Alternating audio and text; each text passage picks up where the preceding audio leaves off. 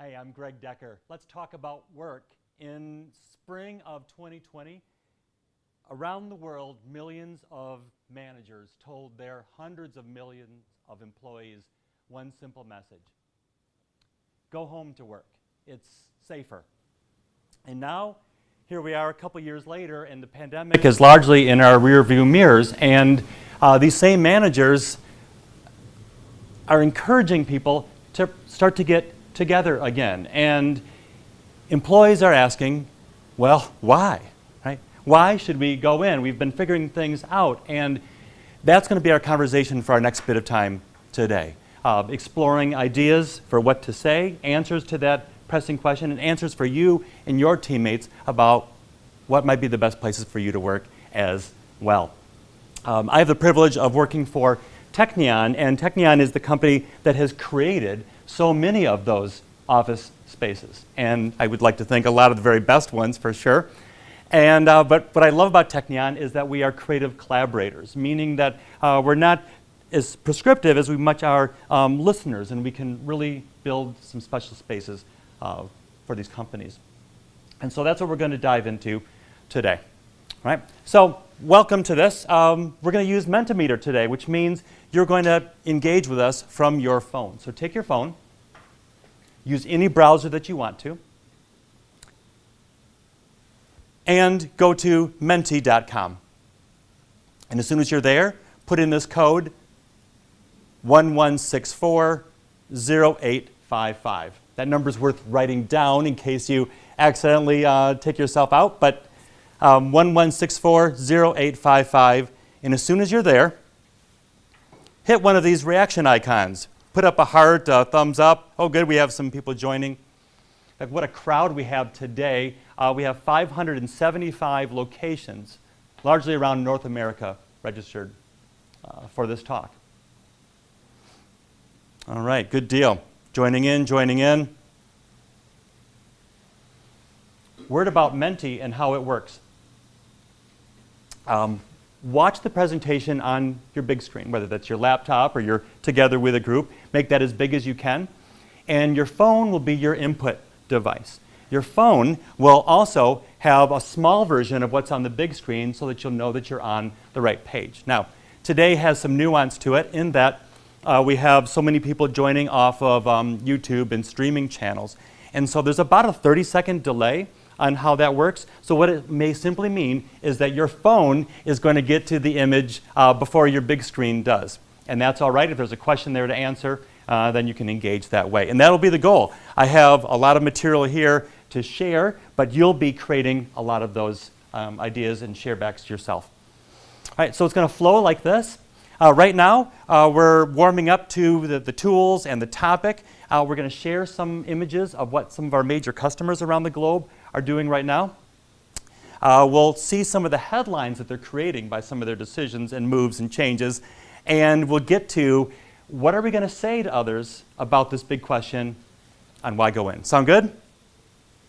Excellent. All right, so here's our first quiz. Head to your phones. What city are you in today?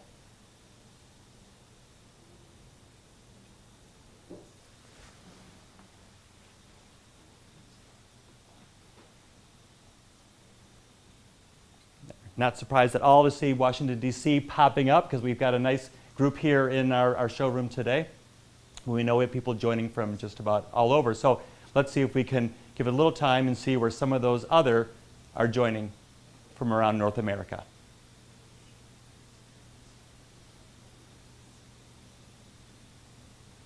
All right, there's Grand Rapids representing.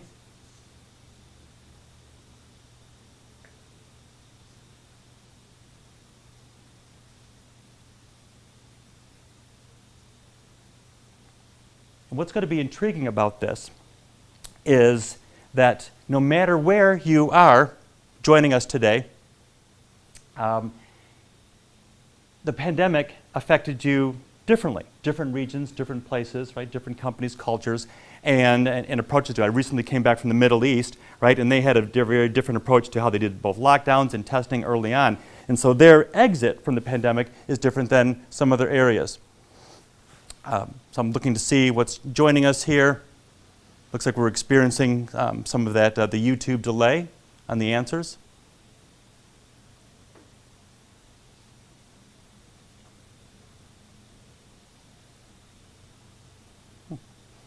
So,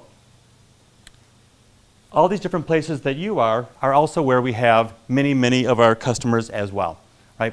And in all these different locations, we have people asking this question: are offices safe? And it's a logical one, given everything that we've gone through. And not too long ago, I traveled through the United Kingdom, so I was up in Manchester and then into London. And great meetings, good responses on these kinds of discussions, but I came back with a pretty nice case of COVID. And so, where in the world do you suspect I got it?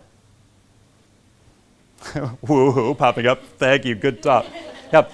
Was it in the presentation I did at Perkins and Will, right? Or was it in the basement at the Flower and Grape at the after party, if you had to guess?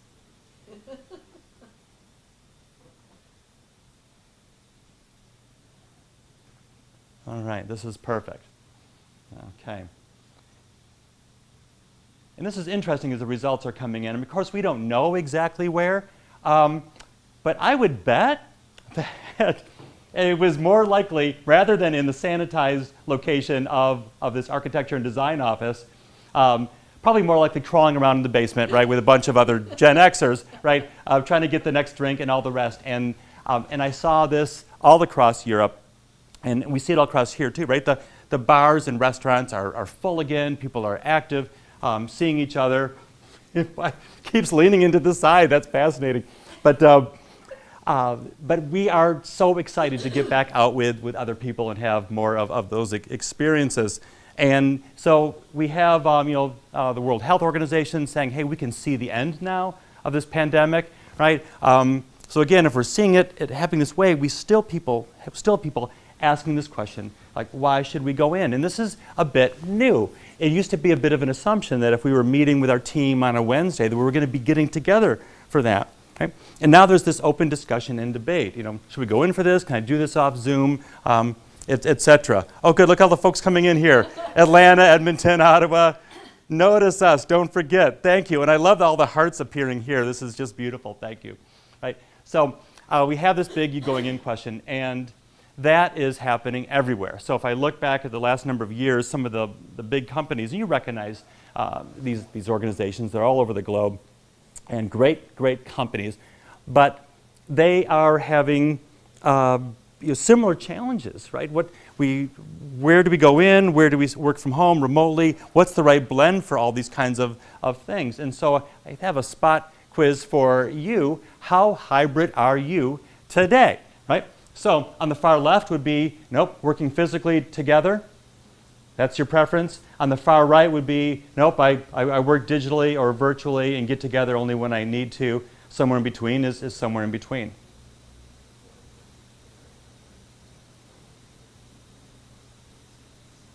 This is fun. It's like a fundraiser scrolling along the side.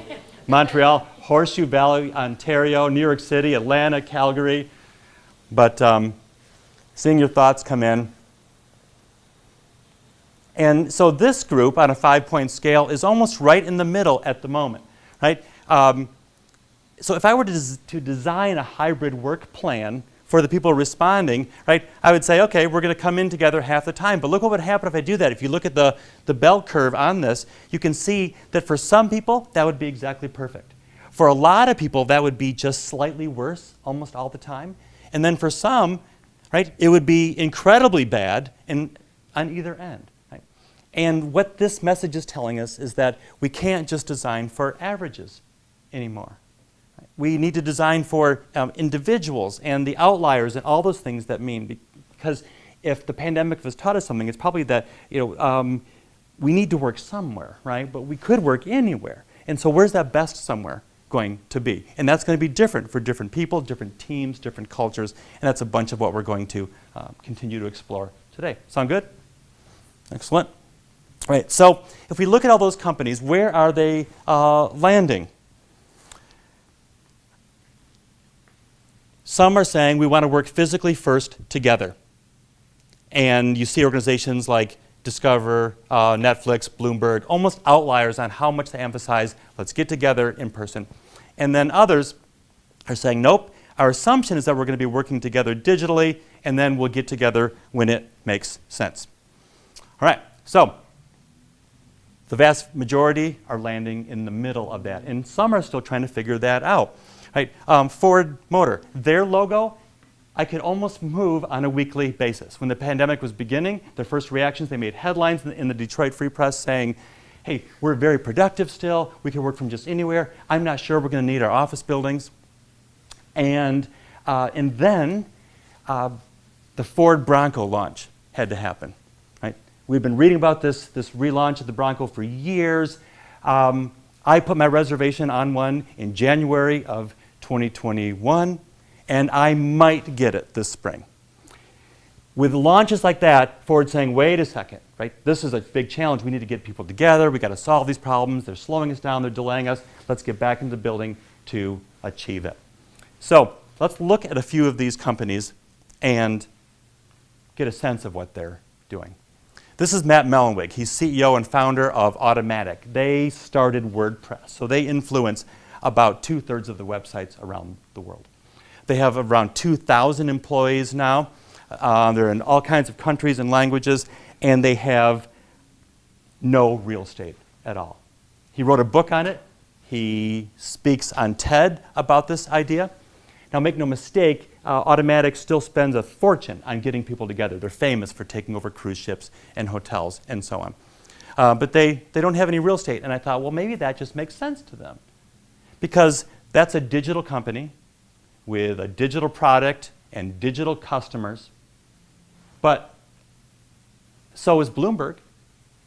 Digital product, digital customers, and so on. And yet, when the pandemic was getting started, they were giving their employees in New York and London and Toronto up to $75 a day to travel into the office safely. That's how much they believed in the power of getting people together. And if you followed Mike Bloomberg's career, that makes complete sense. When he became mayor of New York City, the first thing he did was redesigned all their administrative floors to attract a different kind of culture and way of communicating and those kinds of things. So digital customer, product, and so on. That also describes Epic Games. You might know them from their billion-dollar online game called Fortnite.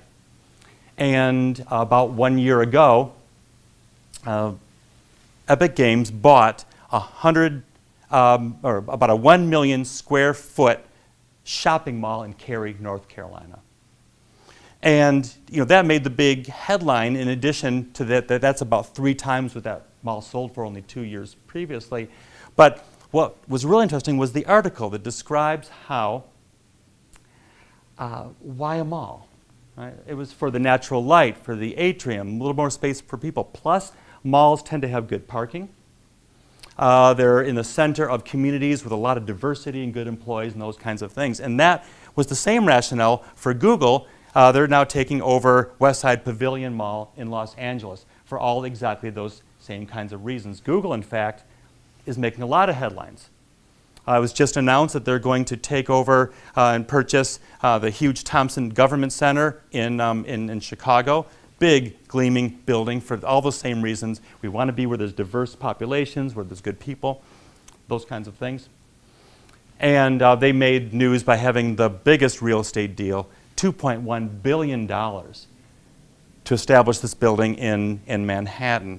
And once again, talking about the population base and all these kinds of things, and the idea of being convenient to the people who would come work for them. So big headlines, exciting stuff, but reading why they're making the decisions starts to perhaps inform our thoughts on what we do and why. So I went ahead and asked Google, tell me about hybrid work models. And right off the bat, of course, it's suggesting to me hybrid work model examples, 2021, policy definition, and so on and so forth. I put it in quotes to get exactly this phrase. And look what Google gave me back.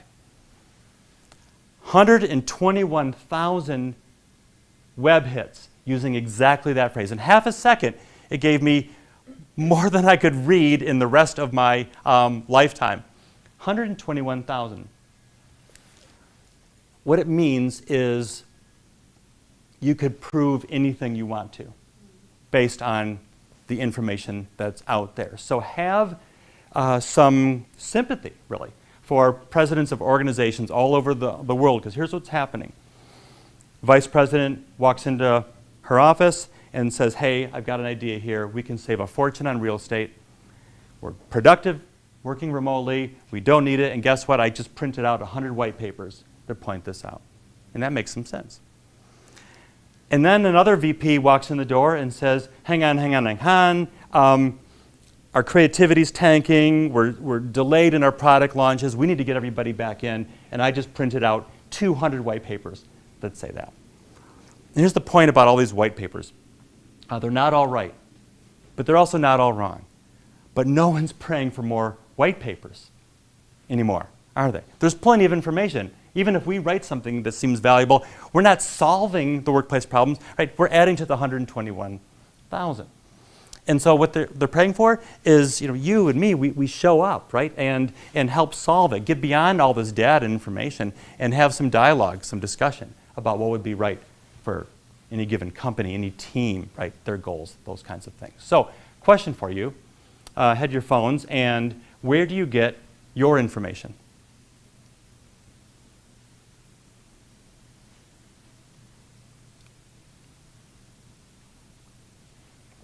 And incidentally, I'm seeing your messages on the screen about the YouTube streaming delay, and that's all right. So you're getting it. You're just getting about half a minute after we are here in the room.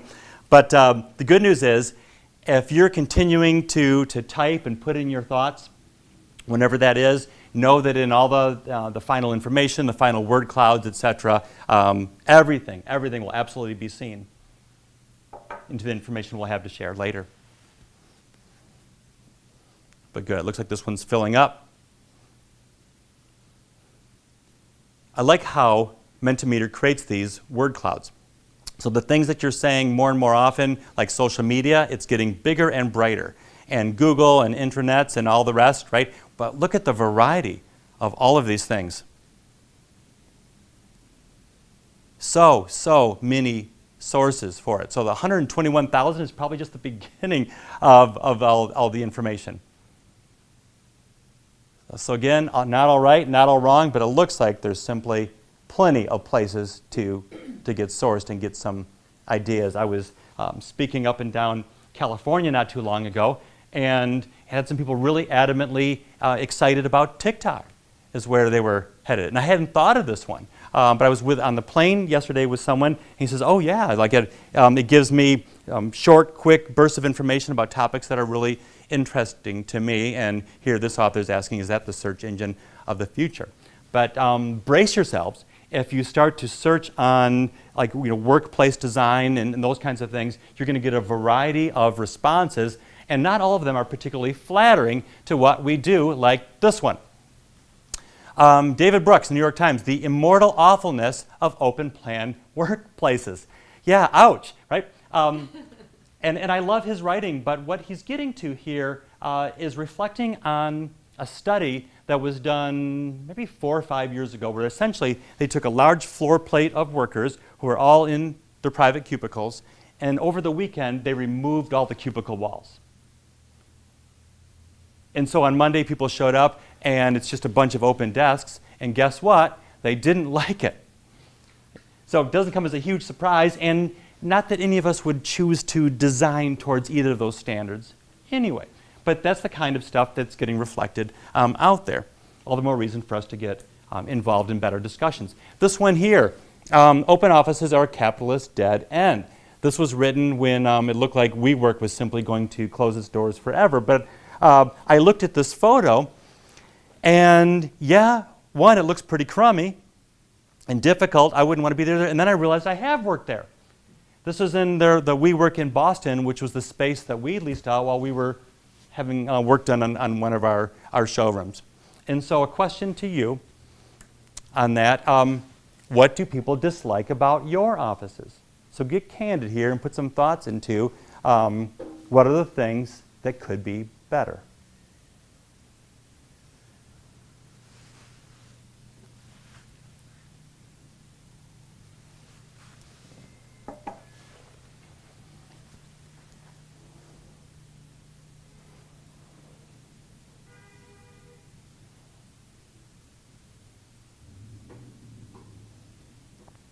So right off the bat, a comment about lack of natural light, the commute, needs a refresh, the old building, the location, good.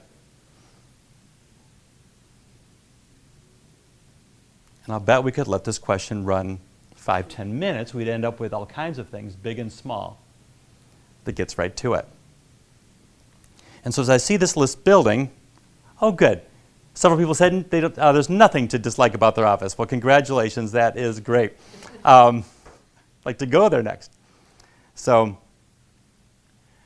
but this is a list of things that we can begin to address, right? Because in any good design, we're looking for what are the pathways to success, and then also what are some of the barriers. And these things are beginning to appear as barriers and ideas that we could start to do something about.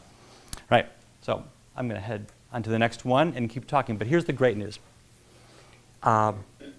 People are talking about this topic. So I grew up in this industry. So has my father for the entirety of his career, and so did his father. That's 3 generations of us. Plus my son, by the way, who worked in this business for like a hot minute one summer. But this idea, all of us knew that on Friday night, if we would go to a cocktail party and someone asks us, so what do you do? And if we say office furniture, yeah, there wasn't really like a follow-up question to that. Until about 2 years ago.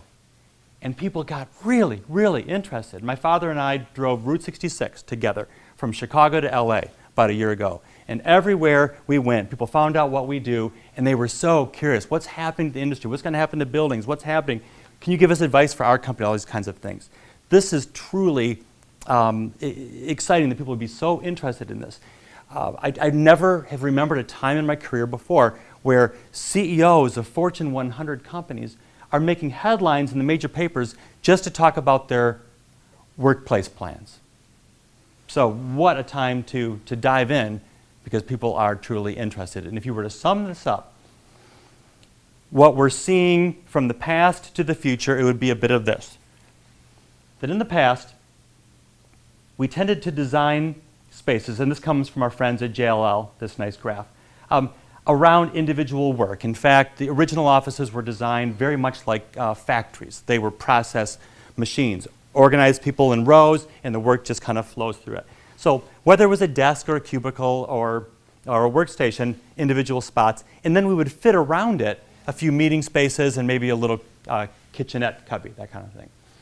In the future, we see already much more emphasis on these spaces, collaborative spaces, spaces that help give us connective tissue. Here's why. The pandemic showed us that we can get our individual and focus work done a lot of places.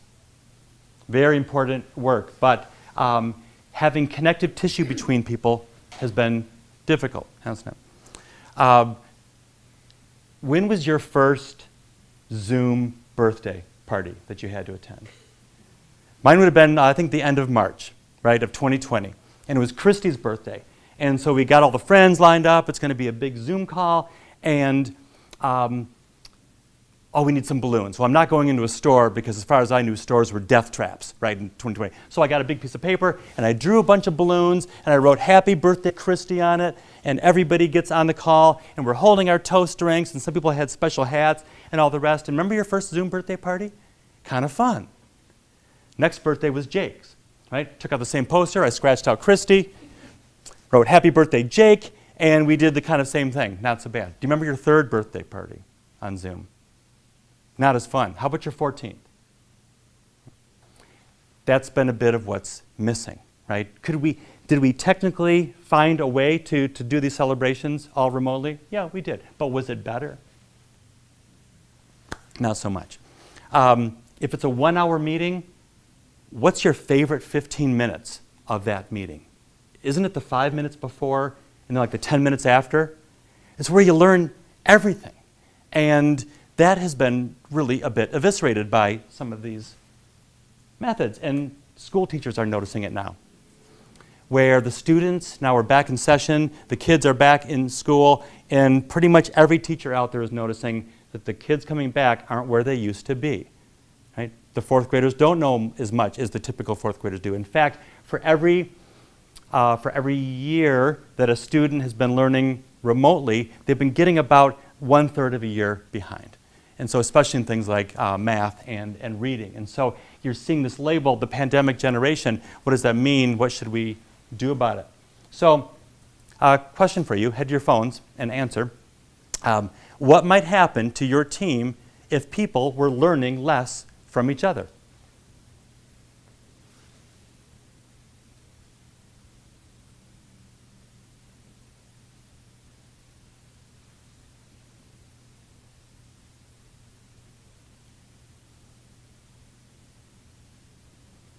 What's popping up here? Loss of creativity, no community, not winning as many bids, disconnected, creating silos. Yeah, not a lot of good news here yet. So if you are the president of an organization, if you're a team leader, right, these are the kinds of things that you're likely finding pretty frightening, these sorts of losses. And once again, looking for the best mixture of ways to get people together and working. Yeah, and this is just continuing to grow, all these sort of thoughts. And this is just on one aspect, the idea of how are people learning. Let's keep going. All right, so how about new employees who came on board during the pandemic? How are they doing in terms of speed to full productivity, their product knowledge, and making friends at the company, so critical for engagement? Is it, for those employees who came on board, was it better than before, or was it a bit worse? What are your thoughts on it?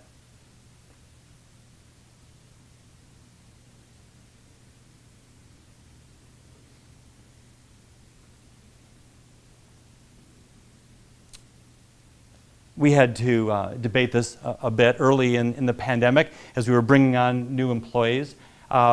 What can we do to bring them on? Because typically we got together in person and walked through product and meeting people and so on. And so we did our best, pulled it all together virtually with a lot of those kinds of meetings, and it really went pretty well. But we realized as soon as we were able to get people back together, we kind of went back and redid some of those things. Because for aspects like learning product and making friends, right, that idea of being connected more socially was making a bigger and bigger difference.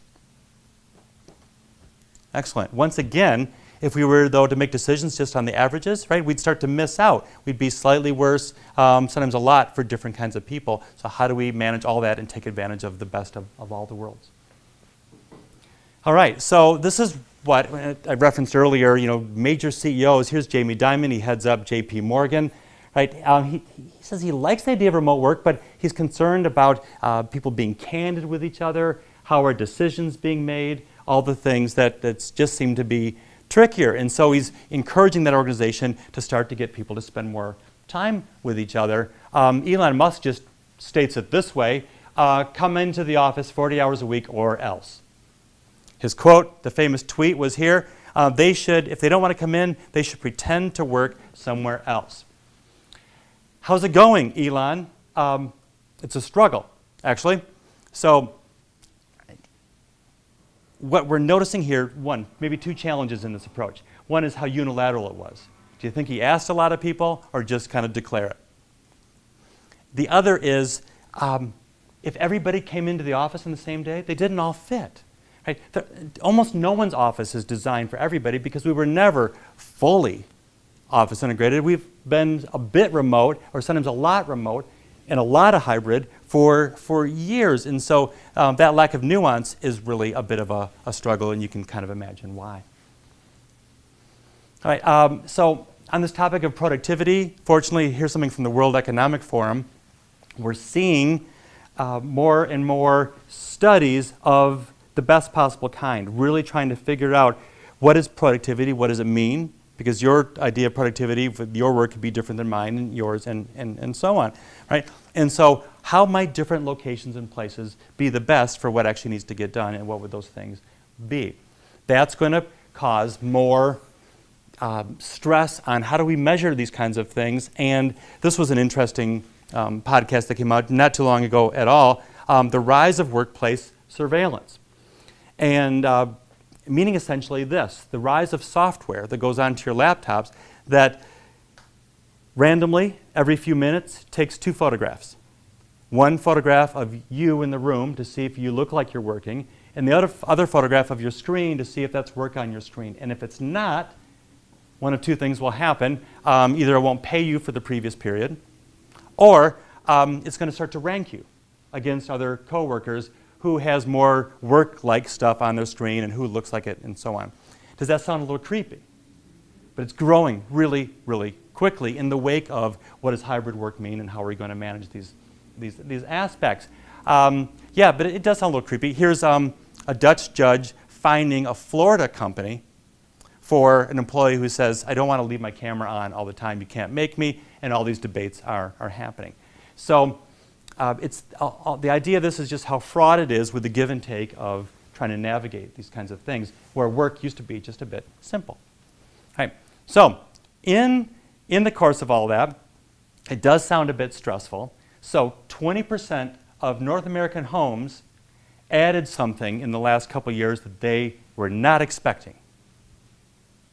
It was a dog or a cat, and I wonder why, right? So put some thoughts up here. Why do people get pets?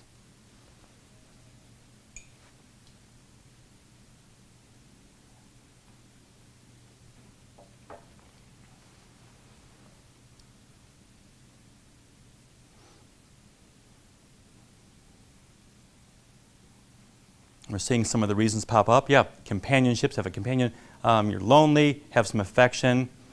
I was in the Middle East last week. Someone there put in to get over your ex.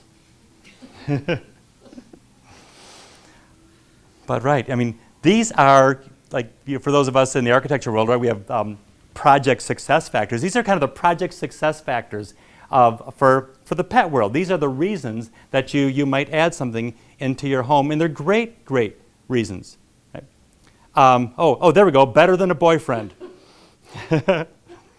So, and you probably know many people, and maybe you as well, have added something like this. Our kids did.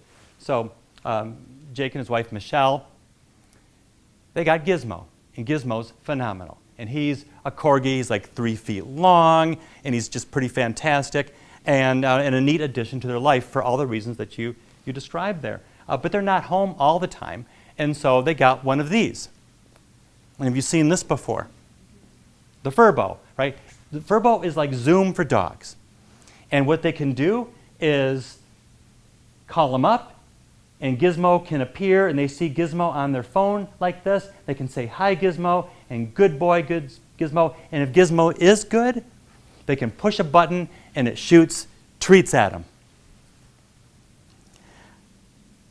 And it made me wonder what would happen if you were to raise Gizmo entirely on Zoom, entirely remotely. I'm not suggesting like you and he are off together. That sounds kind of cool, but let's say you're in separate rooms and that's just it forever.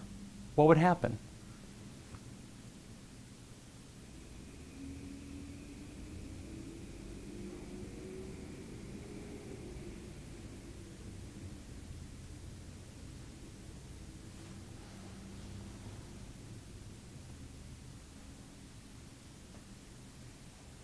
I'm seeing what we're getting here. No connections. Poor Gizmo. Death. Yeah, it doesn't sound great for training. And I just don't see any good news. And it makes me really curious because you're seeing each other, right? He's on the screen. You're hitting the button, feeding him like crazy. And yet it looks like you're not getting any of those reasons that you might have gotten him in the first place. And so here's a question for you. If you don't want to raise Gizmo this way, then why would we want to raise you this way? Or your teammates, right? Or your organization, or any of those kinds of things. I think we might just then miss the very point of it. And this is entirely at the heart of culture. So culture is how we describe what it's like on our team, or our organization, right? The things that we do day after day, and we tell other people about what's it like on your team? Oh, we act like this, we do these kinds of things, here's how we relate. And you're seeing now headlines all over the globe of business leaders saying, I really like the idea of flexible work, I see how it matches in people's lives, et cetera. So many good things about it, but we're simply not sure what's happening to our culture. And I think they're quite literally not sure. Right? They're not sure what their culture is now, what kind of culture they would want to lean into, but they're certainly not sure how our spaces, locations, surroundings are going to change and impact culture. And as an industry, this is really our big central question. As it relates to culture, how are we going to help navigate all these things to help organizations get what they truly, truly want? And there's a lot of ways to break open what culture can mean, but there's 3 big C's that mean more than some of the others. So how are people connected to each other is a big, big part of culture. How creative are they alone and together? And then competitiveness, internally and especially externally as they're going about their business. So where do you think, or alone people working from anywhere? What would you say?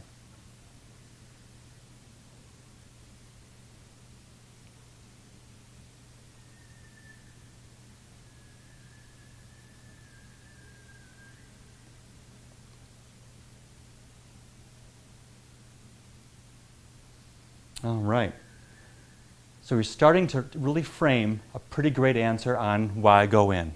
For reasons of creativity, right, connecting between people, competitiveness as teams, like this sampling here showing a strong leanings into our being together.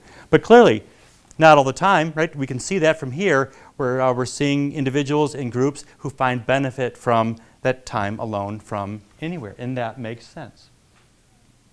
Leaseman is an organization out of London. In just 10 years' time, they've become the industry's really #1 provider of surveys, but with strong analytics. And by #1, I mean like where another organization might poll 100 people on a topic, and just like that, they can do 100,000. And if you were to sum up what they're seeing, it's fairly straightforward. If you have a terrific office to go to and your commute is relatively easy, you love going in, maybe even every single day. And if your commute is kind of a challenge and your office is sort of crappy, guess what? You don't like going in. That's the whole, some of it there. And we're seeing this throughout the industry. So here's what CBRE, industry giant, has been talking about, that they're really having no trouble at all filling the buildings that are terrific. They're in a good location, they have nice amenities, people want it, and those are all going. But if it's a more middling location with some limited appeal, right, those are just kind of sitting right now. And that makes sense probably to all of us, and it reflects something that the hospitality industry has known for a long time. Hotel owners know that you can sleep at home for free. But to come in and pay money to stay somewhere else, it really needs to be worth it. And that means different things to different people, but it might be just how you show up at a hotel, where it is, what the view is from there, the thread count, how are you greeted, all these kinds of things. And that whole combination of that is what business owners and real estate people are recognizing all around the world, that people can work from home with a sense of no cost. But to come in, it needs to be worth it. And so that's a question to you. What would make your commute worth it? And by this, I mean, where at the end of the day, because of what was happening there, what was going on, or also what things were there. It might be furniture and other items that are just appealing to you. At the end of the day, you say, I'm glad I came in for this, and I want to do it again. What's happening?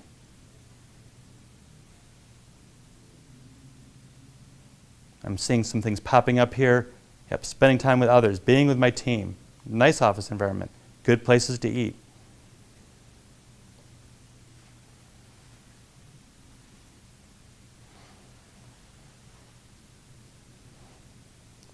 And these are exactly the kind of word clouds that are great to print out, to see what they mean, talk about what are some of the priorities here, because these all look like pretty doable things that we could buy or that we could achieve by talking to each other. I've probably asked this question with as many as 100 teams around the world over the last few months, and if I were to sum it all up, what people really want, they want great coffee, and they want each other.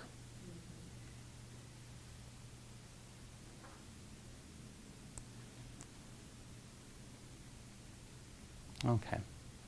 So how do we say all this? At the beginning of our talk, we described how simple it was in March and April of 2020. Hey, we need you all to go home, it's safer. It was very, very clear. But now, how do we get into the idea of, well, why we should get together? Right? It's not as simple. How would we explain that whole idea of why? And so for this, how about you answer it? After everything you've learned and experienced over the last 40 minutes, what would you say to someone else who says, why should we go in?